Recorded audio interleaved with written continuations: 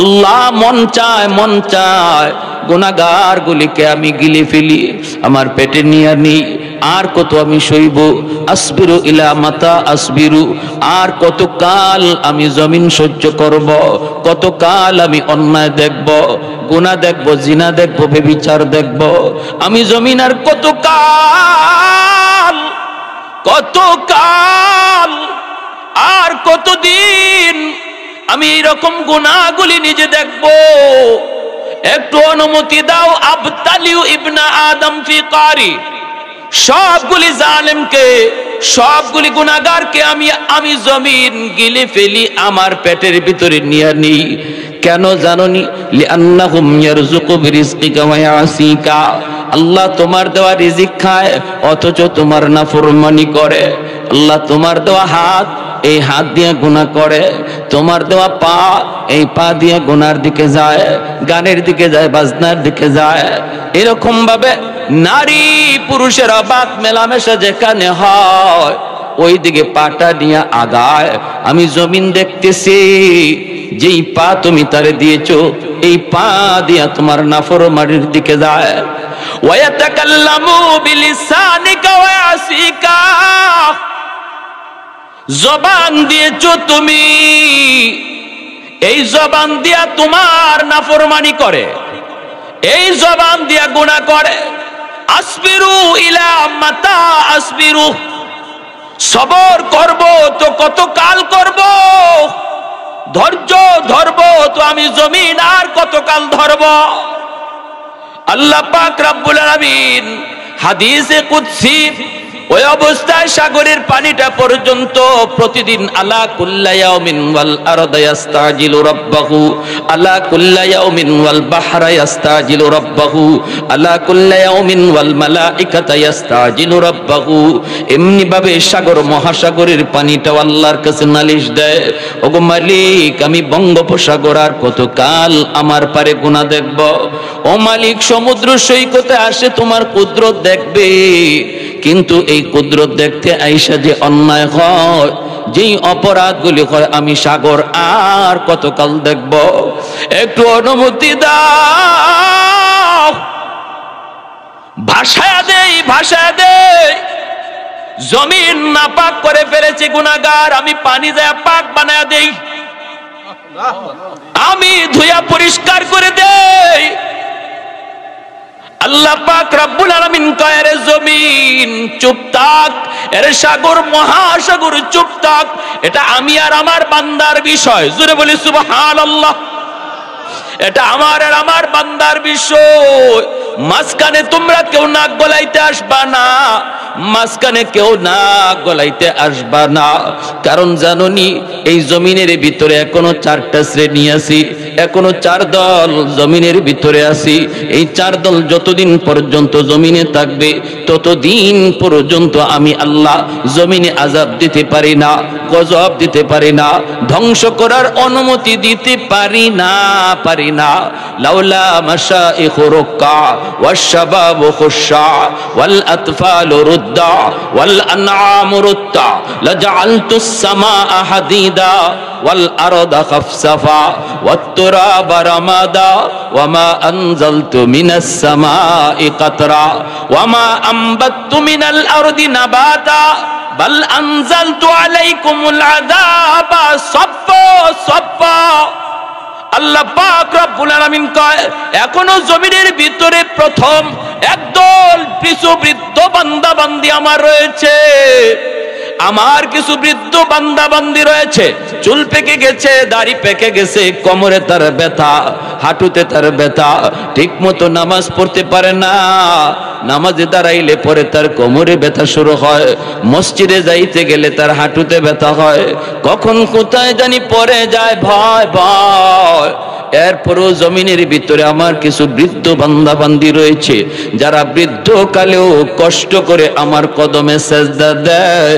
ওই বৃদ্ধ বান্দা বান্দিগুলার সেজদার দিকে তাকাইলে, কষ্ট করে সেজদা দেয়, এই সেজদার দিকে তাকাইলে জমিনের প্রতি আমার মায়া লেগে যায়।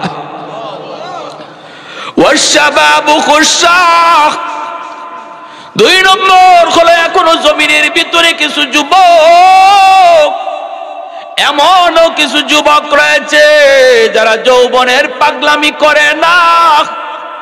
কত যুবক গানের দিকে দৌড়ায়, কত যুবক গুনার দিকে দৌড়ায়, কত যুবক জিনা ব্যভিচারের দিকে দৌড়ায়। আল্লাহ বলে তার ভিতরেও কিছু যুবক এমন আছে যারা গান বাজনার দিকে যায় না, যৌবনের পাগলামি করে না। যৌবন কালে তার মসজিদে পাওয়া যায়, আমি আল্লাহর ঘর মসজিদে হাজির হয়। যৌবন কালে তার মাথায় টুপি পাওয়া যায়, যৌবন কালে তার মুখে নবীর সুন্নত দাড়ি পাওয়া যায়।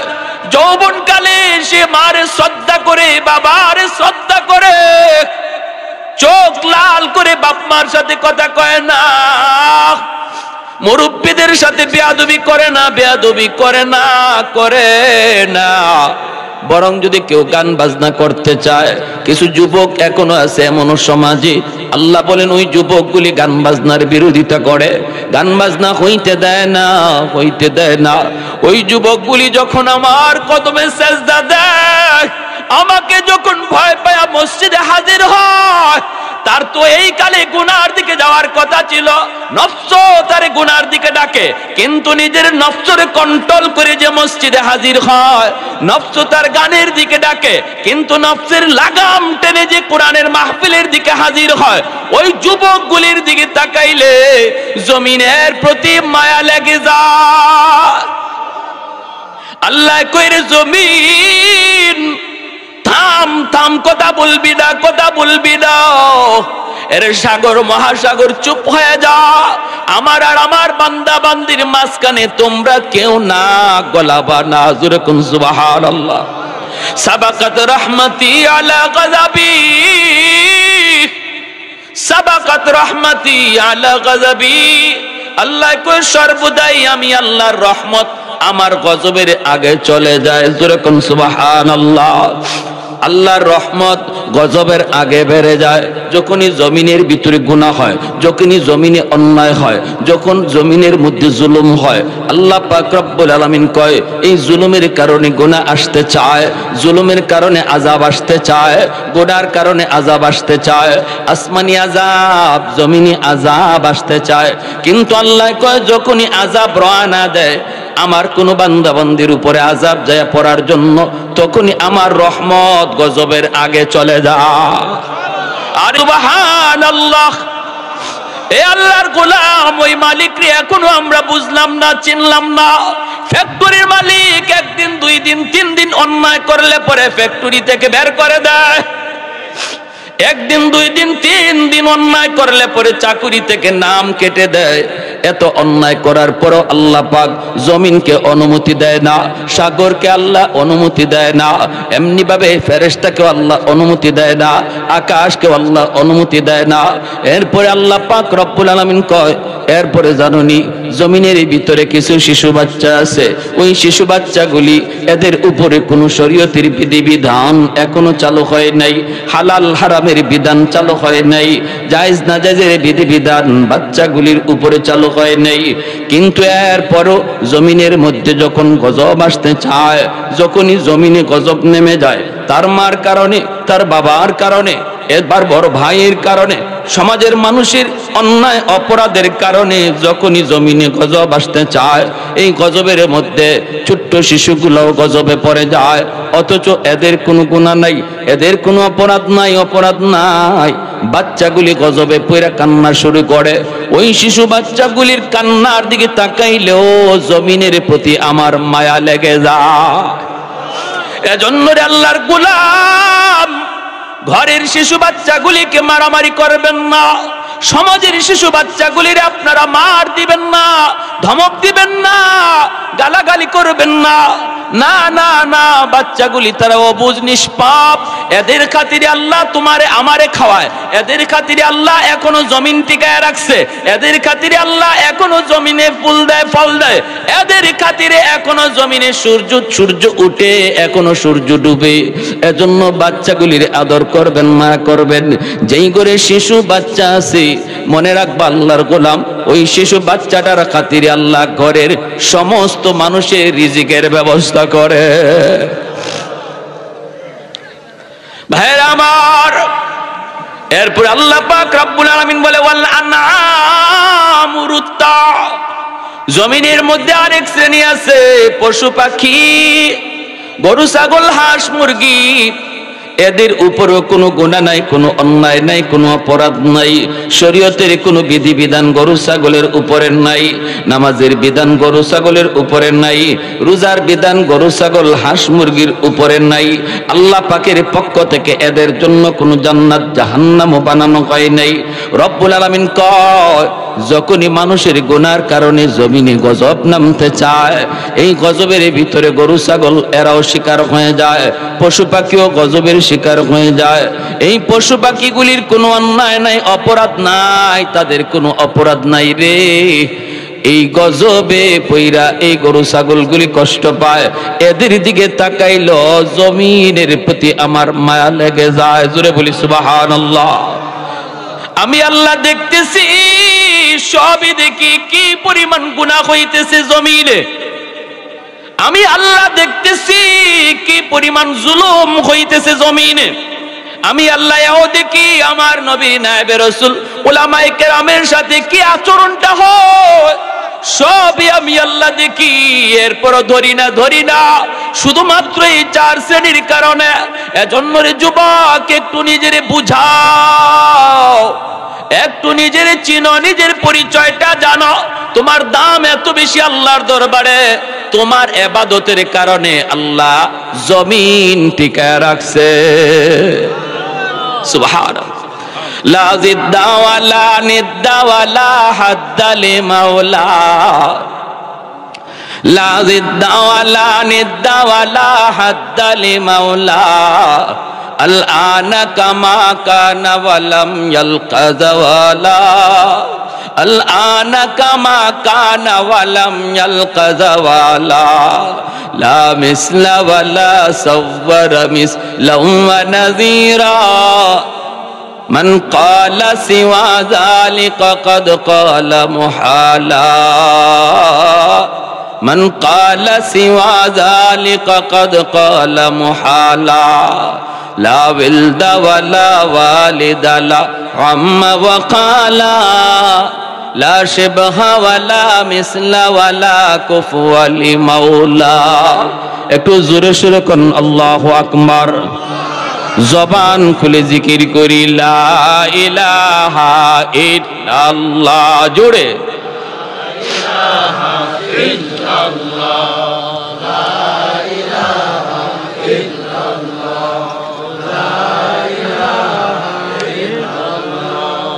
লা ইলাহা ইল্লাল্লাহ, লা ইলাহা ইল্লাল্লাহ, লা ইলাহা ইল্লাল্লাহ, লা ইলাহা ইল্লাল্লাহ,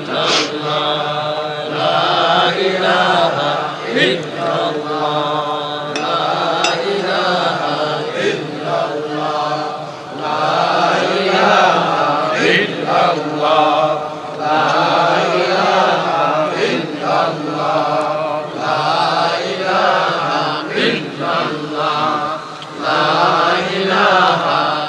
ইল্লাল্লাহ, লা ইলাহা ইল্লাল্লাহু মুহাম্মাদুর রাসূলুল্লাহ। জোরে সোরে বলি সাল্লাল্লাহু আলাইহি ওয়াসাল্লাম। তাহলে সমাজে নামাজি যুবক, টুপিওয়ালা দাড়িওয়ালা যুবক আসেনি না নাই? তুমি ইউনিভার্সিটিতে যাও, সেখানে যাও দেখবা নামাজি যুবক আছে। পুলিশে গেলেও দেখবা নামাজি যুবক পাওয়া যায়, র্যাবে গেলেও দেখবা নামাজি যুবক পাওয়া যায়, সর্ব জায়গায় কলেজে গেলেও পাইবা নামাজি যুবক পাওয়া যায়। খেলোয়াড়ের ভিতরে খুঁজবা, সেখানেও তুমি নামাজি যুবক তুমি পাইবা। অতএব এমনও কিছু যুবক আছে না নাই? জোরে বলেন। আমি ঢাকা ইউনিভার্সিটিতে একদিন গেলাম, বন্ধু আমাকে দাওয়াত করলো, বন্ধু তুমি ইউনিভার্সিটিতে এসো। আমি ঢাকা ইউনিভার্সিটিতে গেলাম, যে আমার বন্ধুর সাথে নামাজ আদায় করলাম, জোহরের নামাজ পড়লাম ইউনিভার্সিটি মসজিদে। নামাজ শেষ করার পর বন্ধু আমার সাথে হাত মিলাইল, সাথে সাথে দেখি আরেকজন আমার সাথে হাত মিলাইল, আরেকটা যুবক, এত সুন্দর তার চেহারার দিকে আমি তাকায় রইলাম। মাথায় কালো পাগড়ি পরা, লম্বা একটা জুব্বা, এত সুন্দর নুরানি চেহারা, লম্বা দাড়ি, আমার সাথে হাত মিলাইলো। আমার দুষ্ট বলতেছে, দুষ্ট আরে দেখে তোমার কেমন মনে হইতেছে? আমি বললাম, দোস্ত আমার তো মনে হয় সে কোনো মাদ্রাসায় পড়ায়, নতুবা কোনো মাদ্রাসায় পড়ে। দোস্ত বলতেছে, না রে দোস্ত, সে কোনো মাদ্রাসার ছাত্র নয়, জীবনে কোনোদিন মাদ্রাসায় পড়ে নাই, কিন্তু শিশুকাল থেকেই তার স্কুলে লেখাপড়া করানো হয়েছে। তার আব্বা কিন্তু শিশুকাল থেকেই তার দিন শিখাইছে একজন উস্তাদের মাধ্যমে। মিনিমাম 5টা বছর যদি সন্তানকে আপনি দিন শিখান, তাহলে এই সন্তান কলেজে গেলেও নামাজি হয়, ভার্সিটিতে গেলেও নামাজি হয়। যদি আপনি 5 বছর তারে মাদ্রাসায় পড়ান, নুরানি ক্লাসগুলা যদি মাদ্রাসায় পড়ান, অথবা যদি মাদ্রাসায় নাও পড়ান, একজন ভালো উস্তাদের মাধ্যমে ঘরেও যদি পড়ান, কিন্তু 5 বছর মাদ্রাসার যেই সিলেবাস, এই সিলেবাসগুলি যদি পড়ানো হয়, এই ছেলে ভালো করে মুসলমানি শিখবে, এই ছেলে ভালো করে মুসলমানি জানবে, পরে ডাক্তার হবে অসুবিধা নাই, ইঞ্জিনিয়ার হবে অসুবিধা নাই, আমরা নিষেধ করব না। এই দেশে মুফতি মুহাদ্দিস যদি সবাই হয়ে যায়, ডাক্তার ইঞ্জিনিয়ার হবে কে? দেশ চালানোর জন্য মুফতি মুহাদ্দিসের প্রয়োজন, ডাক্তার ইঞ্জিনিয়ারের প্রয়োজন। কিন্তু মনে রাখবেন, আপনার সন্তানের বড় পরিচয় ডাক্তার নয়, আমার আপনার সন্তানের সবচেয়ে বড় পরিচয় হলো সে মুসলমানের সন্তান। এজন্য সবার আগে তারে মুসলমানি শিখাইতে হবে। আওয়াজ দিয়া বলেন ঠিক কি না? সবার আগে তার মুসলমানের সন্তান বানাও, মুসলমানি শিখাও। মুসলমানি শিখানোর জন্য মাদ্রাসাগুলাতে 5ম শ্রেণী পর্যন্ত স্কুলের সমমানের অঙ্ক ইংরেজি ঢুকানো হয়েছে রে আল্লাহর গোলাম। স্কুলের সমমানের সিলেবাস মাদ্রাসায় ঢুকানো হয়েছে, যেন মুসলমানের সন্তানের সর্বপ্রথম লেখাপড়া মাদ্রাসা থেকে হয়। 5 বছর মাদ্রাসায় পড়ালেখা করলো, অঙ্ক ইংরেজি স্কুলে যা আছে তাই শিখলো। এরপরে যদি আপনি তারে ডাক্তার ইঞ্জিনিয়ার ব্যারিস্টার উকিল বানাইতে চান, হাই স্কুলে ভর্তি করবেন, কোনো অসুবিধা নাই। অঙ্ক ইংরেজি সে 100 তাল মিলাইতে পারবে। বাকি এই 5 বছরে আপনার সন্তান মুসলমানই শিখলো। আওয়াজ দিয়া বলেন ঠিক কি না? আপনার আমার জবাবদিহিতা থেকে আল্লাহর দরবারে বাঁচাইলো। কারণ হাসরের ময়দানে যেই বাপ মা সন্তানকে মুসলমানি শিখাবে না, আল্লাহর পরিচয় জানাবে না, আখিরাত চিনাবে না, এই বাপ মার বিরুদ্ধে সন্তান আল্লাহর দরবারে বহুত বড় জটিল মামলা করে বসবি। সন্তান বলবে, রব্বানা আতিহিম দিফাইনি মিনাল আযাব ওয়াল আনহুম লানান কাবীরা। আল্লাহ, আমি ছোট্ট বাবু ছিলাম, আমি বুঝতাম না কোন শিক্ষায় শিক্ষিত হলে তোমাকে চিনা যায়, কোন শিক্ষায় শিক্ষিত হলে তোমাকে পাওয়া যায়, আখিরাত কেমন করে জানা যায়। আল্লাহ, আমি বুঝতাম না, বুঝতেন আমার বাবা, বুঝতেন আমার মা। আজ যদি আমি জাহান্নামী হই, আমার মারে ডাকো, আমার বাবারে ডাকো, আমার মারে ডাকো, বাবারে ডাকো। আমি যে পরিমাণ শাস্তি জাহান্নামে পাবো, আমার বাপ মারে ডাবল শাস্তি দাও। নাউজুবিল্লাহ, জোরে কর। দিফাইনি মিনাল আযাব, ডাবল শাস্তি দাও বাপ মারে। সন্তান আল্লাহর দরবারে বাপ মার বিরুদ্ধে মামলা দায়ের করবে রে আমার বাবাজিরা। ও আমার এলাকার মা বোনেরা, একটু খেয়াল করে শোনো গো। যদি সন্তানদের শিশুকালে মুসলমানি না শিখাও, এই সন্তান হাসরের ময়দানে আল্লাহর দরবারে মামলা দিবে। দুনিয়ার বহু বাপ মা আল্লাহর কাছে কাঠ গড়ায় আসামি হইয়া দাঁড়াবে শুধু সন্তানের মামলার কারণে। যেই বাপ মার বিরুদ্ধে সন্তানের মামলা আছে, এই মামলা থেকে বাঁচার কোনো পথ নাই। যেই সন্তানের উপরে বাপ মার মামলা আছে, এই সন্তানেরও বাঁচার কোনো উপায় নাই। সন্তানের কাছে বাপ মা মাপ চাইবো হাসরের মাঠে, কিন্তু আল্লাহ পাক মাপ, সন্তান মাপ দিবে না।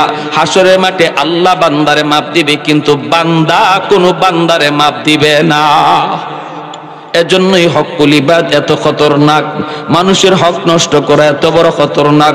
সন্তানের হক নষ্ট করা, বাপ মার হক নষ্ট করা, স্ত্রীর হক নষ্ট করা, ভাইয়ের হক নষ্ট করা, প্রতিবেশীর হক নষ্ট করা, কোন মুসলমানের হক নষ্ট করা, তার ইজ্জতের উপরে আঘাত করা, তার ইজ্জত নিয়ে খেলাধুলা করা, জমি নিয়ে কারাকারি করা, এই সমস্ত মামলাগুলি হাসরের মাঠে সবচেয়ে ভয়ঙ্কর, সবচেয়ে জটিল মামলা হবে রে যুবক।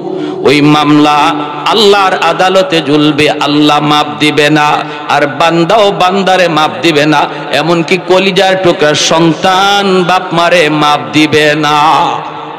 সন্তান চাইবো বাপ মারে বিপদে ফেলে বাঁচতে, বাপ মা চাইবো কলিজার টুকরা সন্তান রে হাসরের মাঠে বিপদে ফেলাইয়া, সন্তানের গায়ে দোষ চাপাইয়া বাপ মা বাঁচতে চাইবো, সন্তান চাইবো বাপ মার গায়ে দোষ চাপায়া নিজে বাঁচতে, স্ত্রী চাইবো স্বামীর গায়ে দোষ চাপায়া নিজে বাঁচতে, স্বামী চাইবো স্ত্রীর গায়ে দোষ চাপায়া নিজে বাঁচতে।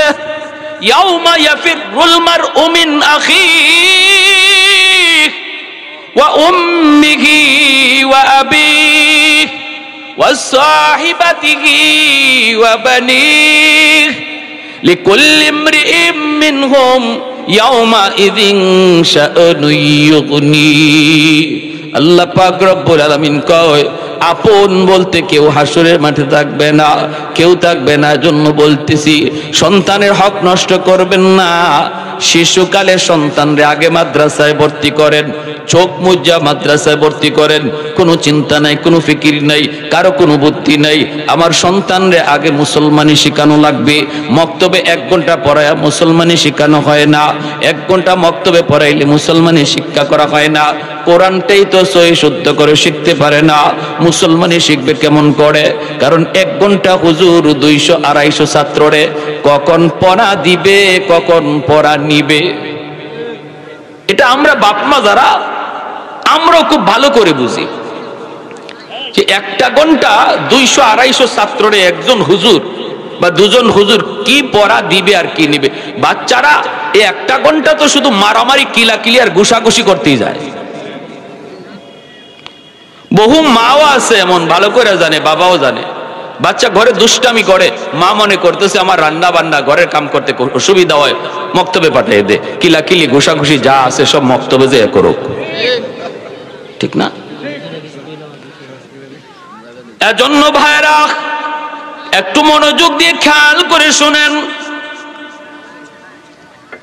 যদি আপনি আপনার জিম্মাদারি আদায় করতে চান, যদি সন্তানের হক আপনি আদায় করতে চান, তাহলে আমি বলবো পাশের মাদ্রাসায় তালাশ করুন। মাদ্রাসায় যায় আপনি হুজুরকে বলুন, হুজুর আমার বাচ্চাটারে আমি পড়াবো জেনারেল লাইনে, কিন্তু আমার সন্তানের জীবনের লেখাপড়া শুরু করাইতে চাই আমি মাদ্রাসা থেকেই। এই ছেলে যদি 5 বছর মাদ্রাসায় পড়ে, এরপরে যদি কলেজে যায় বেনামাজি হবে না, ভার্সিটিতে গেলেও বেনামাজি হবে না, নাস্তিকদের দলে গেলেও ইসলামের বিরুদ্ধে কথা বলবে না, বাংলা বিভাগে লেখাপড়াও যদি করে, যেখানে চতুর্দিকে নাস্তিকের ভিড়, সেখানেও আপনার ছেলে নাস্তিক হবে না, বরং ইসলামের সৈনিক হবে,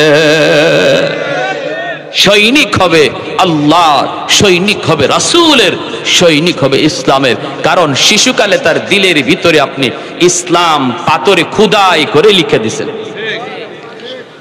আল্লাহর নাম, রাসূলের নাম, কোরআনের মহব্বত কলিজার ভিতরে আপনি ঢুকায় দিচ্ছেন। শিশুকালে সন্তানের দিল দিমাগের ভিতরে যা লেখা হয়, মরণ পর্যন্ত তা আসর করে। কারণ শিশুকালে বাচ্চাদের দিল দিমাগ হলো কাদামাটির মতো, কাদামাটিতে যা খুশি লেখা যায়, মাটি যদি শক্ত হয়ে যায় আর লেখা যায় না, ঠিক না?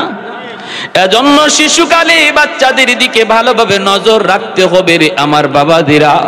শিশুকালটাতে আপনি মাদ্রাসায় ভর্তি করুন, এরপরে আপনি তারা স্কুলে দিতে চান দেন। আর যদি আপনি নিয়ত করেন একজন কোরআনের হাফেজের বাবা হবেন, আলেমের বাপ মা হবেন, তাহলে নূরুন আলা নূর। আমাদের আব্বা আম্মা আমাদেরকে মাদ্রাসায় পড়ায় লস হইছে, কি কোন আপনারা? হ্যাঁ, আমার ভাই ইমিডিয়েট ছোট ভাই, আপন ভাই, আইন মন্ত্রণালয়ের উপসচিব, রানিং সচিব, কিন্তু এরপরও তো এত মানুষের চিনেও না, এত মানুষের দোয়াও করে না।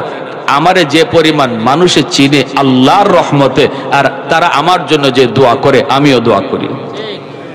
আমাদের সিলেট এলাকার ছোট নাই, বড় নাই, পুরুষ নাই, মহিলা নাই, সবাই এক বাক্যে চিনে। তো সচিব হয়েছে আমার ভাই, কিন্তু আমার আব্বার সুনাম আমার ওই ভাইয়ের চেয়ে আমার দ্বারা বেশি হয়। নাসিরউদ্দিন আনসারী সাহেবের আব্বা যায়, এভাবে কয়। সচিব সাহেবের আব্বা যায় কেউ কয় না, কই যে আনসারী সাহেবের আব্বা যায়। আপনার কি মন চায় না এমন বাবা হইতে? চায় না বাবা? এমন মন চায় না মাগো এমন একটা মা হইতে? তোমার কি মন চায় না?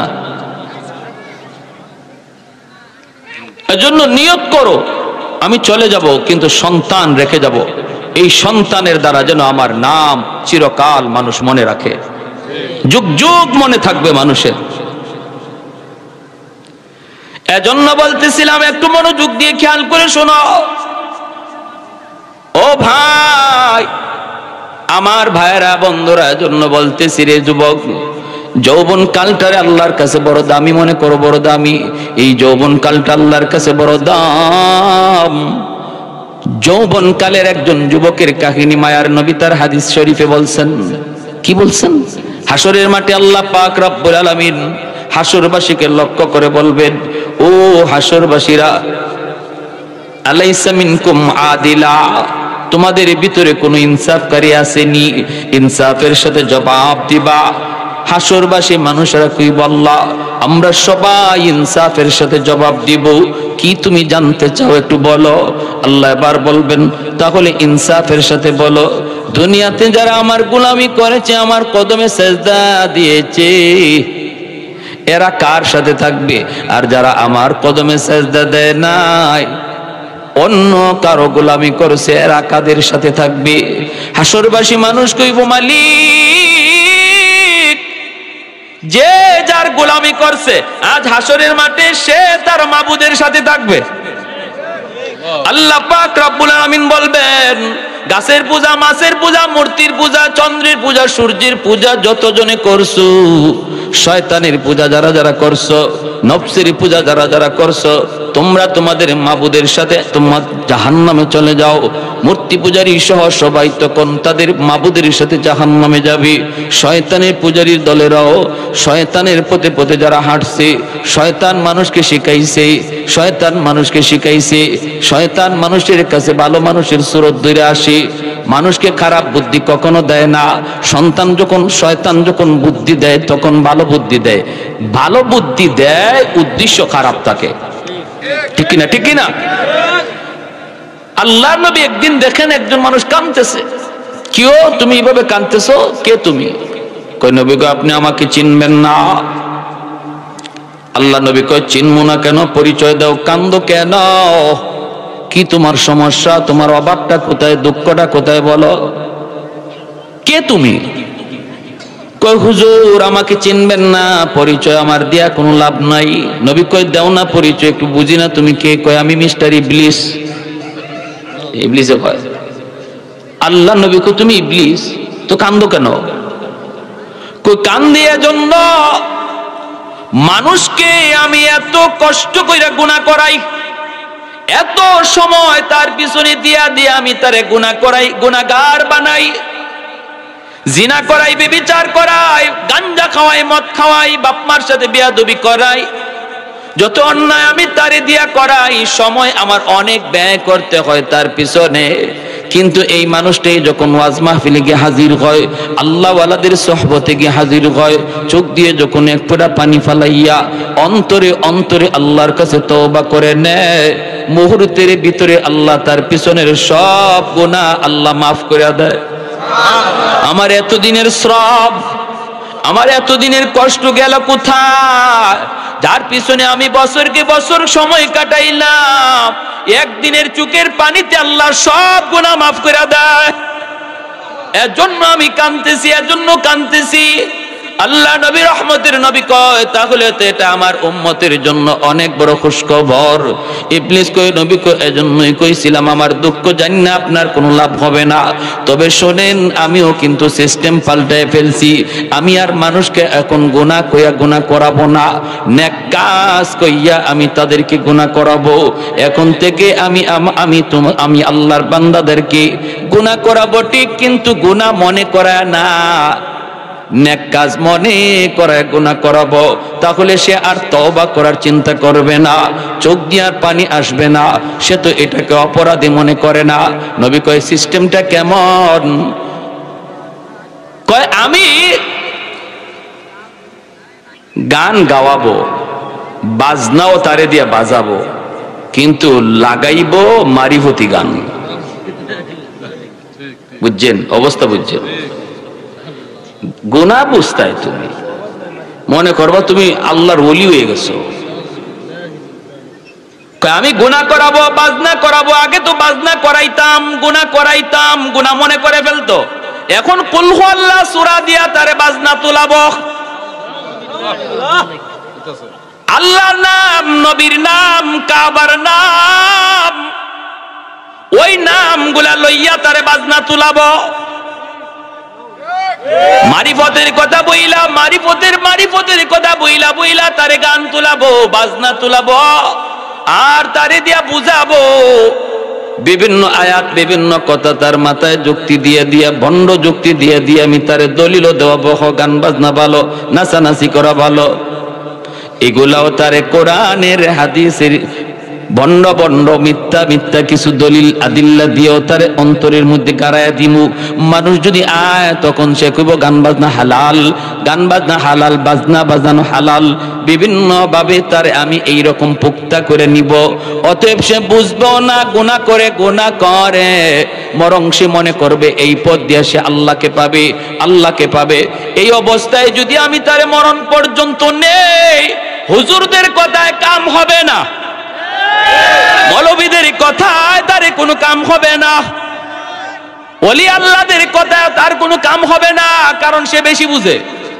আমি বুঝাইয়া দিছি, আমি তার অন্তরে ঢুকাইয়া দিছি, তুমি অনেক বুঝো, তুমি যেই পথ ধরছো এই পথটাই ঠিক। এইভাবে আমি তারে দিয়ে গুনাহ করাবো, যাতে করে আর জীবনে তার তওবা করার চিন্তা অন্তরে না জাগে, চোখ দিয়া পানি জড়ানোর চিন্তা না জাগে। কারণ যখনই বান্দা জেনে ফেলে সে অন্যায় করেছে, অপরাধ করেছে, চোখ দিয়ে যদি পানি আয় তাহলে তো তওবা কবুল হয়ে যায়। আমি এমন সিস্টেমে গুনাহ করাবো তওবা করবে না, তওবা ছাড়া কবরে যাবে। ভাইরা বন্ধুরা, এইভাবে আল্লাহ পাক রব্বুল আলামিন বলেন, তাহলে যেই সমস্ত মানুষগুলি এরকম শয়তানের তালে পইরা পইরা শয়তানি করছো, আজ শয়তানের সাথে তোমরা জাহান্নামে যাও, নফসের সাথে তোমরা জাহান্নামে যাও, সবাই জাহান্নামে চলে যাবে। একদল মানুষ দাঁড়ায় থাকবে, আল্লাহ পাক নিজের পরিচয় দিবেন না। আল্লাহ বলবেন তোমরা কেন এখানে দাঁড়ায় আছো, তোমরা তোমাদের মাবুদের সাথে যাও না কেন? এই মানুষগুলি কইব, মালিক দুনিয়াতে আমাদের একজন মাবুদ ছিল, আমরা আমাদের মাবুদকে কোনোদিন দেখি নাই, মাবুদকে আমরা কোনোদিন দেখি নাই, তার কুদরতি কদমে সেজদা দিয়েছি। আজ যদি আমরা আমাদের মাবুদকে না পাই, আমরা কার সাথে কোথায় যাব? আল্লাহ পাক রব্বুল আলামিন তখন বলবে, তোমরা কি তোমাদের মাবুদরে দেখলে চিনবা? ওই মানুষগুলি কইব, মালিক আমরা আমাদের মালিককে দেখলে চিনব। আল্লাহ পাক রব্বুল আলামিন তখন বলবে, দুনিয়াতে তো কোনোদিন দেখো নাই, তাহলে চিনবা কেমন করে? তখন বলবে, আমরা আমাদের নবীর মুখে শুনেছি আমাদের আল্লাহ নিরাকার, লা শাবিহা লাহু ওয়া লা নাযীরা লা, তার কোনো নজির নাই, তার কোনো সাদৃশ্য নাই। তিনি কুল হু আল্লাহু আহাদ, তিনি একক, আল্লাহুস সামাদ, তিনি সমাদ। তিনি কারো কাছে চান না, কিন্তু তার কাছে সবাই চায়। তিনি সন্তান জন্ম দেন না, তিনি কারো সন্তান নয়। এইভাবে যখন আল্লাহর সামনে পরিচয় তুলে ধরবে, তখন আল্লাহ পাক নিজের পরিচয় দিয়ে দিবে। আল্লাহ কুদরতি ভাবে আল্লাহ খুশি হয়ে কইব, বান্দা রে, এতক্ষণ পর্যন্ত যে তোমাদের সাথে কথা বলতেছে, আমি হলাম তোমাদের ওই খোদা যিনি আহাদ, যিনি সামাদ। আর একটু জোরে বলি আল্লাহু আকবার। সবগুলি মানুষ আল্লাহর কুদরতি পায়ে তখন সেজদায় পড়ে যাবে। আল্লাহ তার কুদরতি পা মোবারক আল্লাহ পাক যখন দেখায় দিব, সবাই আল্লাহর কদমে সেজদায় পড়ে যাবে রে যুবক। কিন্তু একদল যুবক আল্লাহর কদমে সেজদা দিতে পারবে না। দাঁড়ায় থাকবে, চেষ্টা করবে সেজদা দেওয়ার জন্য, কিন্তু পারবে না। পিঠ তাদের বাঁকা হয় না। বন্ধু আল্লাহর সেজদা দেয়, পাশের বাড়ির বন্ধু আল্লাহর সেজদা দেয়, পাশের দোকানদার আল্লাহর সেজদা দেয়, কিন্তু সে আল্লাহকে সেজদা দিতে পারতেছে না। পিঠ তার বাঁকা হয় না। চেষ্টা করে সেজদা দেওয়ার জন্য চেষ্টা করে, কিন্তু তার সেজদা দিতে পারে না, পিঠ তার বাঁকা হয় না। আবার যখন চেষ্টা করে পিছন দিক দিয়ে উপর হয়ে পইরা যায়, চোখ দিয়া পানির বদলে রক্ত ঝরতে শুরু করবে। আল্লাহ পাক রব্বুল আলামিন তখন ডাক দিয়া বলবে, বান্দা আমাকে সেজদা দিতে পারো না, তোমার বুঝি কষ্ট লাগে রে বান্দা? কইব মালিক আপ্রাণ চেষ্টা করি, পারি না। আল্লাহ পাক তখন বলবে, বান্দা দুনিয়াতে আমারে যদি তুমি সেজদা দিতা, আজ আখিরাতে হাসরের মাঠেও আমারে সেজদা দিতে পারতা। দুনিয়াতে যারা আমার কুদরতি কদমে পিঠ বাঁকা করছে, আজ হাসরের মাঠে তাদের পিঠ বাঁকা হবে। দুনিয়ায় যারা পিঠ বাঁকা করে নাই, এদের হাসরের মাঠেও পিঠ বাঁকা হবে না। আল্লাহরে নিজের চোখে দেখবে, দেইকা চাইবো সেজদা দিত, কিন্তু পারবে না, পিঠ বাঁকা হয় না। রব্বুল আলামিন তখন বলবে, বান্দা কষ্ট লাগে বুঝি? কই মালিক কষ্ট লাগে। আল্লাহ পাক তখন কইব, বান্দা দুনিয়াতে তুই যখন মসজিদের পাশ দিয়া চইলা যাইতি, আজান হইছে, তুই মসজিদে ঢুকতি না, বন্ধুদের সাথে চলে গেইতি, চোখের সামনে মানুষগুলা মসজিদে আমারে সেজদা দিত, আর তুই পাশ দিয়ে চইলে যাইতি। ওই দিন তোর চলে যাওয়া দেখাও আমি আল্লাহর কুদরতি কলিজায় বড় ব্যথা লাগছে। কারণ আমি তোরে এত আদর করে বানাইলাম, সব কিছু আমি আল্লাহ কুন ফায়াকুন বইলা বানাইছি। আসমান বানাইলাম কুন ফায়াকুন বইলা, জমিন বানাইলাম কুন ফায়াকুন বইলা, ফেরেশতা বানাইলাম কুন ফায়াকুন বইলা, কিন্তু তোমাকে আমি কুন ফায়াকুন বইলা বানাই নাই। তোমাকে বানাইছি খালাকতু বিয়াদাইয়া, আমার কুদরতি হাত দিয়া। বান্দারে কেন বানাইছি? কারণ এই চেহারার মধ্যে এত দামি কপাল, এই কপাল কুন ফায়াকুন বললে হয় না, ফেরেশতাদের হাতে বানাইলেও হয় না। এই কপালটা আমি আল্লাহ নিজের হাতে বানাইছি, কারণ বান্দা এই কপাল দিয়া আমার কদমে সেজদা দিবে। এত আদর করে তোমারে বানাইলাম, এত আদর করে তোমারে নিজের হাতে বানাইলাম। এই মানুষ যখন আমি আল্লাহর ঘর মসজিদে না ঢুইকা পাশ দিয়ে চইলা যায়, তার কলিজায় ব্যথা লাগছে। বান্দা আমি পারতাম তোর পাটা তখন ভাঙ্গা দিতে, এ ফেরেশতারা ওর পাটা ভাঙ্গা দে, ওর ঘাড় মটকা দে, ওর শারক কাসিরা দে। আমি আল্লাহ চাইলে পারতাম, কিন্তু করি নাই। কারণ আমার কুদরতি কলিজায় তোর প্রতি আশা ছিল, ফজর তুই পড়ো না, জোহর তুমি পড়বা। বান্দা জোহরও যখন তুমি মসজিদে আসলা না, তখনও আমি তোমার পা ভাঙ্গার নির্দেশ দেই না, রিজিক বন্ধ করার নির্দেশও দেই না। ফেরেশতারা দুপুরের খাবার নিয়ে হাজির হবে কি হবে না, আমার কাছে অনুমতি চায়, মালিক ও তো জোহরের নামাজ পড়ে নাই, ওর রিজিক তার সামনে দিব কিনা। আল্লাহ তখন কই, ফেরেশতারা আমার বান্দার রিজিক বন্ধ করবে না, হয়তো আসরের সময় মসজিদে আসবে। এইভাবে মায়া কইরা কইরা কইরা কইরা দুনিয়ার ওই আচরণটাও আমার কুদরতি কলিজায় খুব ব্যথা দিছে। বান্দা আজ হাসরের মাঠে কান্না কইরা কোনো লাভ নাই রে যুবক, হাসরের মাঠে কান্না কইরা লাভ নাই। রব্বুল আলামিন তখন বলবেন, খুযুহু ফাগুল্লুহু সুম্মাল জাহিমা সাল্লু সুম্মা ফি সিলসিলাতিন যারউহা ৭০ যিরাআন ফাসলুকু। আল্লাহ পাক রব্বুল আলামিন তখন বলবে, ওরে ধরো, ৭০ গজ জিঞ্জির দিয়ে ওরে বাঁধো, তারপরে জাহান্নামে নিক্ষেপ করো। তারপরে জাহান্নামে নিক্ষেপ করো, এরপরে জাহান্নামে ফেলে দেওয়া হবে। এজন্য বলতেছি যুবক, যৌবনটারে তুমি পাগলামি করে কাটাও না। যত অলি হইছেন যৌবনে হইছেন, তোমারও অলি হওয়ার টাইম যাইতেছে, অলি হওয়ার টাইমটা চইলা যাইতেছে। যুবক, একটা বারের জন্য তুমি মনটারে বুঝাও। তুমি মনে করতেছো বৃদ্ধ বয়সে তুমি নামাজ ধরবা। তোমার মতো কত যুবক যৌবনে কবরে চলে গেল, তোমার মতো কত যুবক লেখাপড়ার সাথী কবরে চলে গেল, খেলাধুলার সাথে কবরে চলে গেল। তারও মনের ভিতরে আশা ছিল নামাজ ধরবো, গুনাহগুলি ছেড়ে দিব, কিন্তু জীবনে আর সুযোগ পায় নাই, নামাজ ধরার সুযোগ আর পায় নাই। আজরাইলের সাথে সাক্ষাৎ হয়ে গেছে রে যুবক। এজন্য বলি এখনই টাইম তোমার তওবা করার। যদি তুমি আসার সময় গুনাহগার থাকো আর এই কথাগুলি শুই না, তুমি অন্তর দিয়া শুধু নিয়ত করো, মালিক যা করছি করছি আর সামনে করবো না, আগামী কাল থেকে আমি পাক্কা নামাজি। দিলে দিলে যদি এই নিয়তটা করো আল্লাহর গোলাম, আল্লাহ পাক রব্বুল আলামিন মুহূর্তের ভিতরে তোমার নাম অলির খাতায় লিখে দিবে। কোন মুফতি সাহেবের কাছে যাওয়া লাগবে না, ইমাম সাহেবের কাছে যাওয়া লাগবে না, চেয়ারম্যানের কাছে যাওয়া লাগবে না, এমপির কাছে গিয়া গুনার কথা বলা লাগবে না, কারো কাছে তওবার জন্য যাওয়া লাগবে না। এই জায়গায় বইসা দিলটা নরম কইরে যদি তুমি কথাটা মনে মনে কো, আল্লাহ ও আল্লাহ বহুত বড় ভুল করে ফেলেছি। ওই দিন না আমার বন্ধু অ্যাক্সিডেন্টে মারা গেল, ওই দিন না বন্ধুরে কবরে রাখলাম, ওই দিন না ওই এলাকার লেখাপড়ার সাথীরে কবরে রাখলাম, জানি না কোন দিন আমারও মৃত্যুর ডাক আসে। আল্লাহ আমি আর বেনামাজি থাকবো না। নিয়তটা করা মাত্রই আল্লাহ পিছনের সব গুনাহ আল্লাহ মুইসা মুহূর্তের ভিতরে নাম অলির খাতায় লিখে দিবে।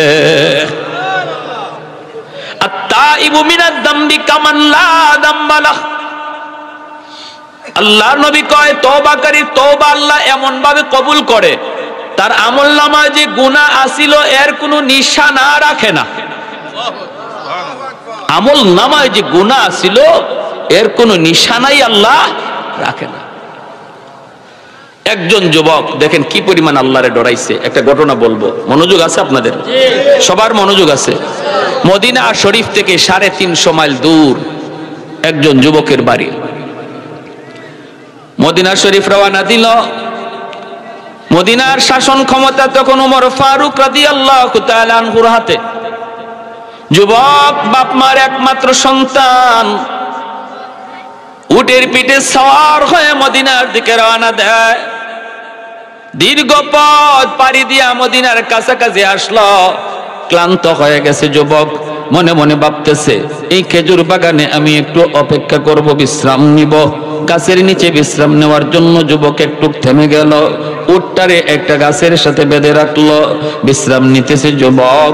উটটারে বেঁধে রাখছে গাছের জড়ের সাথে। ঘুমন্ত অবস্থায় উটটা রশি ছিঁড়ে চলে গেল। পাশের একটা জমিন ছিল, এই জমিনে মাত্র চারা লাগানো হয়েছে, খেজুর গাছের চারা লাগানো হয়েছে। এই চারা লাগানো বাগানের ভিতরে, ক্ষেতের ভিতরে, জমির ভিতরে ঢুকে গেল উটটা। উট তো হাইওয়ান, সে তো আর জানে না এটা যে কার জমিন, এই জমিনে কার চারা লাগানো, কতটুকু চারা হয়েছে, ক্ষতি কদ্দূর হবে দূর তো উঠে জানে না। সে তো হাইওয়ান, ঢুকে পড়েছে, পাড়ায়া পাড়ায়া সবগুলি চারা নষ্ট করে ফেলেছে। বিকাল বেলা আসছে এই জমির মালিক একজন বৃদ্ধ মানুষ, আইসা দেখে তার জমির চারাগুলি সব একটা উট নষ্ট করে ফেলেছে। এই দৃশ্য দেখা বেচারার গুসা উঠে গেল। গুসা ওঠাটাই তো স্বাভাবিক।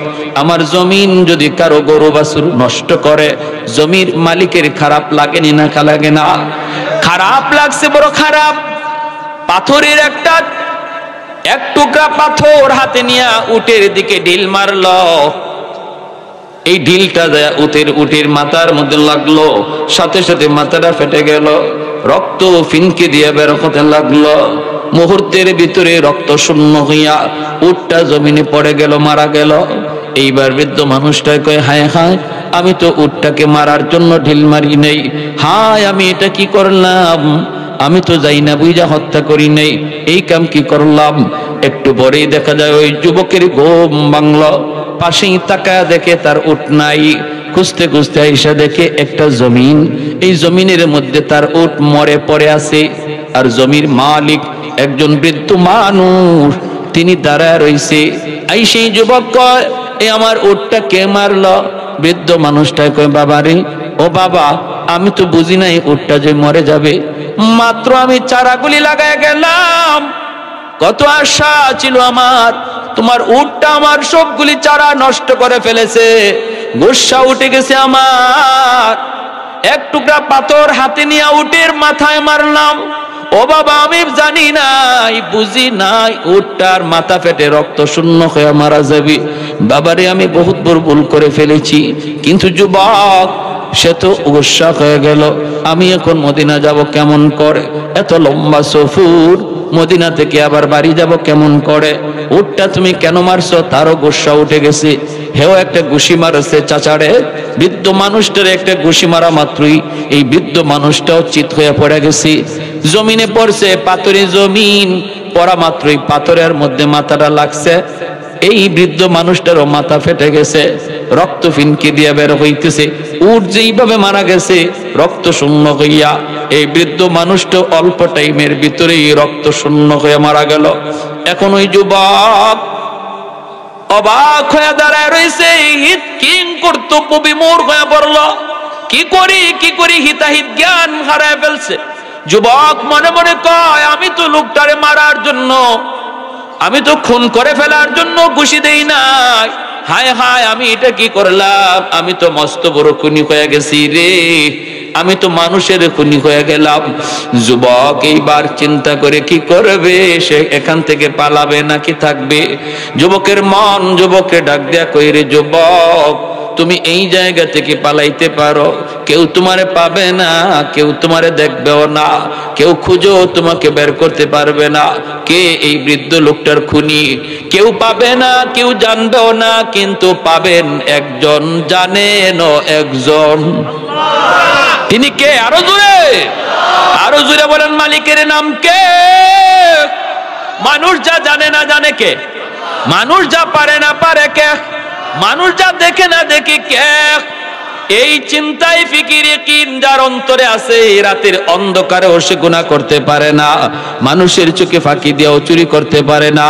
এই চিন্তায় ফিকির আল্লাহর প্রতি যার এই পরিমাণ বিশ্বাস আছে, মানুষ যা দেখে না আমার আল্লাহ বাপ মার চোখে ফাঁকি দিয়েও সে গুনাহ করবে না।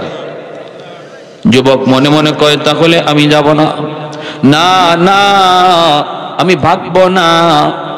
মদিনার আদালতে, ওমর ফারুকের আদালতে আমার যা বিচার হয়, আমি ওই বিচার মাথা পেতে নিব গো, তবু আল্লাহর দরবারে আসামি হতে চাই না।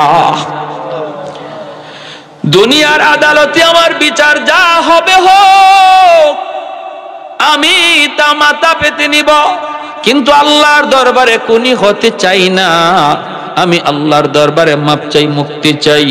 এই চিন্তা করে যুবক দাঁড়ায় রইল। একটু পরে, ঘন্টা দুয়েক পরে যখন সন্ধ্যা হয়ে যায়, দুই ছেলে বাবার তালাশে বাগানে আইসা হাজির। বাবা এখনো বাড়ি ফিরে না। দুইজন যুবক বাবার তালাশে বাগানে আইসা হাজির হয়ে দেখে এলাহি কাণ্ড। বাবার লাশ পড়ে আছে, জমির মধ্যে একটা উটের লাশ পড়ে আছে। আবার একজন যুবক পাশেই দাঁড়ায় রইছে। দুই ভাই আয়া বলতেছে, মিয়া তুমি এখানে দাঁড়ানো, আমার আব্বারে কে মারলো? ওই যুবক তখন বলতেছে, ভাইরা রে শোনো, তোমাদের বাবার খুনি হলাম আমি, কিন্তু খুনটা আমি ইচ্ছা কইরা করি নাই, অনিচ্ছায় খুনটা হয়ে গেছে রে ভাই, বিশ্বাস করো।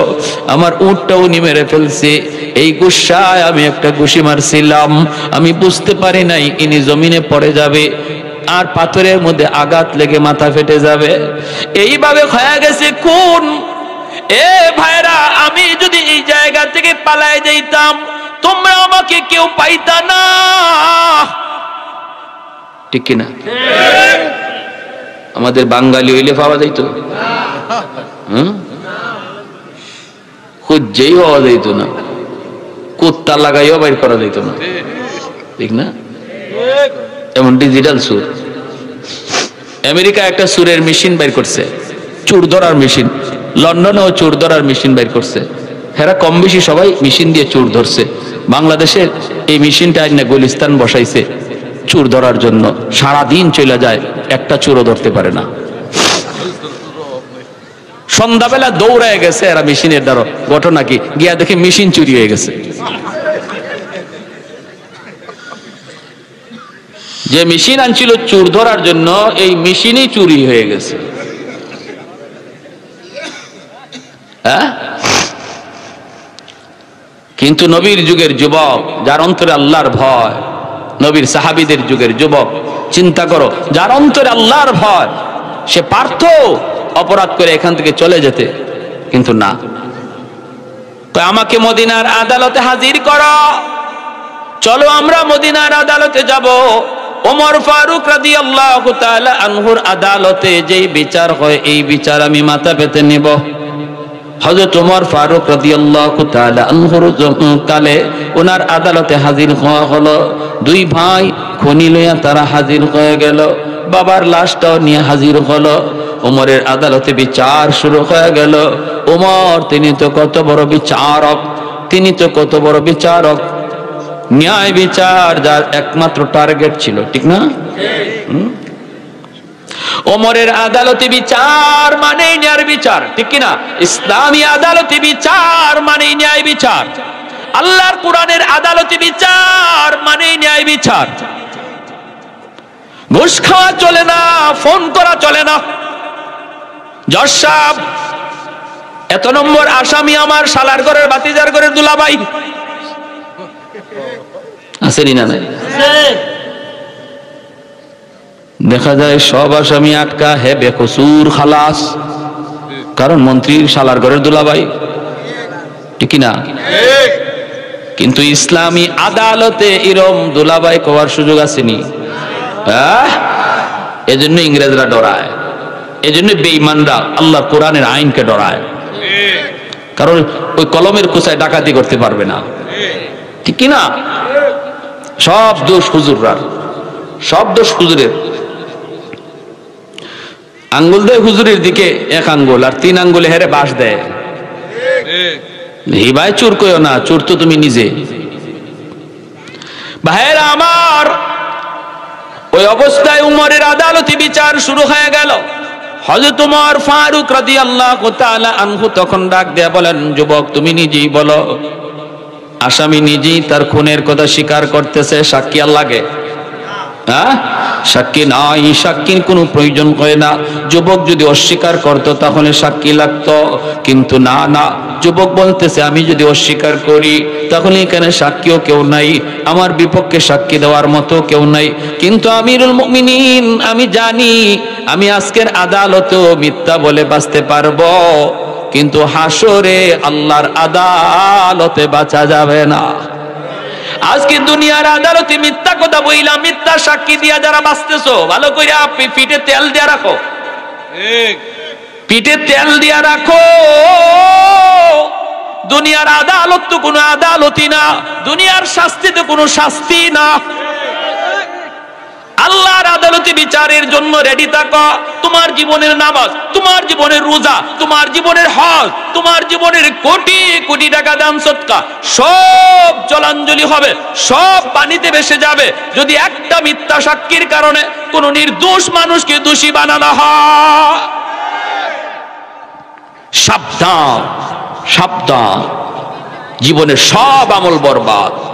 তোমার একটা মিথ্যা কথার কারণে যদি একজন নির্দোষ মানুষ দোষী হয়, ভয় পাও।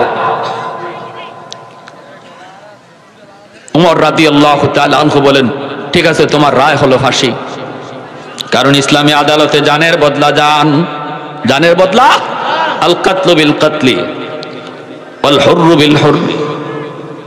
আল্লাহ অন্য আয়াতে বলেন, ওয়ালাকুম ফিল কিসাসি হায়াতুন ইয়া উলিল আলবাব। আল্লাহ পাক বলেন, কিসাসের ভিতরে তোমাদের হায়াত আমি আল্লাহ রেখে দিয়েছি।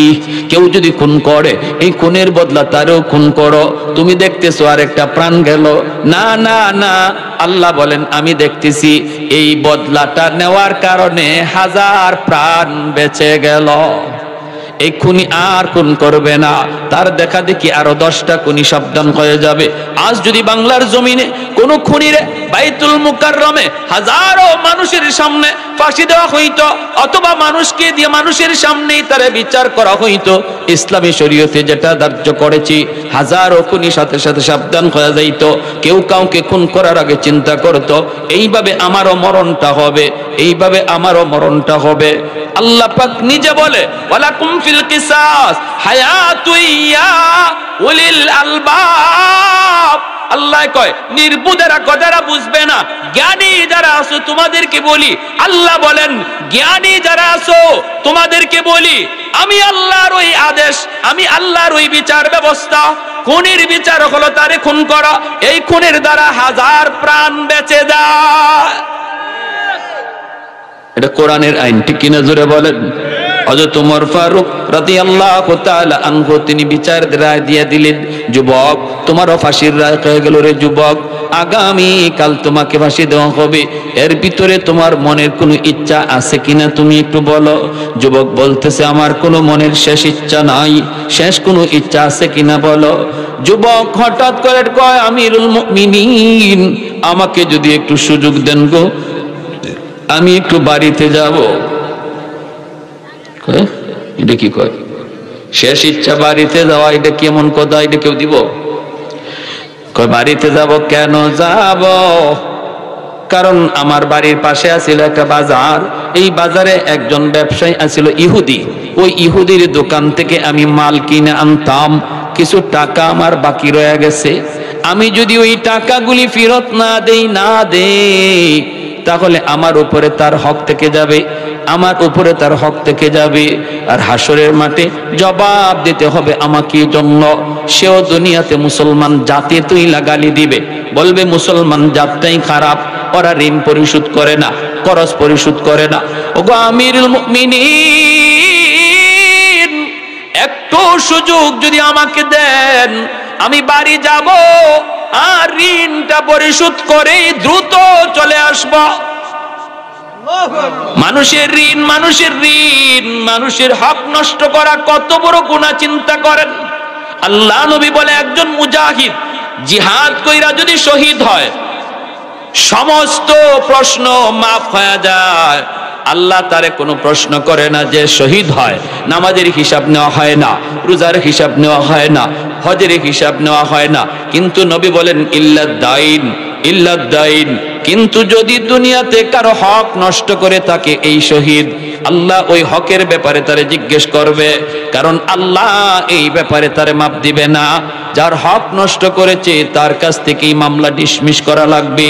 এজন্য রে ভাই মনে রাখবা, কারো হক নষ্ট করা এটা এত বড় খতরনাক এক গুনাহ, এটা আল্লাহর আদালতে থাকে ঝুলন্ত। আল্লাহ এই ব্যাপারে ফয়সালা দেয় না। আল্লাহ কয় নামাজ তোর এক ওয়াক্ত কাজা হয়েছে, যা আমি মাফ করে দিলাম, রোজা একটা কাজা হয়েছে মাফ করে দিলাম, কিন্তু তুই অমুকের হক নষ্ট করেছো, বাপ মার কলিজায় ব্যথা দিছো, বাপ মা তোমার বিরুদ্ধে আমার আদালতে মামলা দিছে, স্ত্রীর কলিজায় তুমি ব্যথা দিছো, স্ত্রী তোমার বিরুদ্ধে আমার আদালতে মামলা দিছে, প্রতিবেশী আরেক মুসলমানে মামলা দিছে, এই মামলা তুমি ডিসমিস করো, তারপরে তুমি তোমার জান্নাতে যাও। তাইরা এজন্যই যুবক বলতেছে, ও আল্লাহর নবীর সাহাবী একটু সময় যদি দেন, আমি দ্রুত বাড়ি যাব আর যাইয়া ঋণটা পরিশোধ করে দ্রুত চলে আসব। আমিরুল মুমিনিন ওমর ফারুক রাদিয়াল্লাহু তাআলা আনহু তিনি বলেন, যুবক কেমন করে তোমাকে আমি বাড়ি দেব রে যুবক, কেমন করে, কোন ভরসায়? ফাঁসির একজন আসামি বাড়িতে গেলে পরে আবার ফেরত আসবে, এর কি গ্যারান্টি আছে? গ্যারান্টি তো নাই, কোনো গ্যারান্টি তো নাই।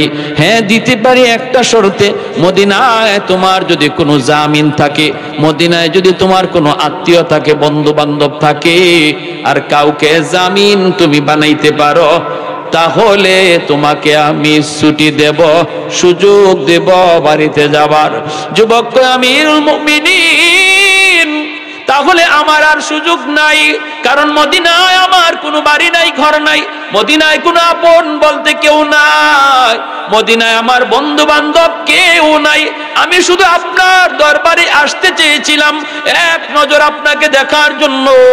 মদিনায় আমার কেউ নাই, আপন বলতে কেউ নাই, আমার পক্ষে কেউ জামিন হবে না গো, আমার পত্রে কেউ জামিন হবে না। দয়া করে আপনি আমাকে ফাঁসিতে ঝুলাইয়া দেন, আমাকে আপনি ফাঁসিতে ঝুলাইয়া দেন। হযরত ওমর জল্লাদকে নির্দেশ দিলেন, জল্লাদ যাও, যাও তোমার কাজ তুমি শুরু করো। জল্লাদ যখন আগাইতে লাগলো ফাঁসিতে ঝুলাবে, ওই মুহূর্তে মসজিদে নববীর ভিতর থেকে একজন সাহাবী হাত উঠে কয়, আমিরুল মুমিনিন, জল্লাদকে থামাও, আমার ভাইয়ের পক্ষে আমি জামিন হইলাম। সমস্ত মদিনার মানুষ, মসজিদ নববীর মানুষ সবাই তাকায় রইল। একজন খুনির জামিন হতে চায় কে? যে তার কেউ না, রক্তের মানুষও না, আপন বলতেও কেউ না, বন্ধুও না, জানেও না।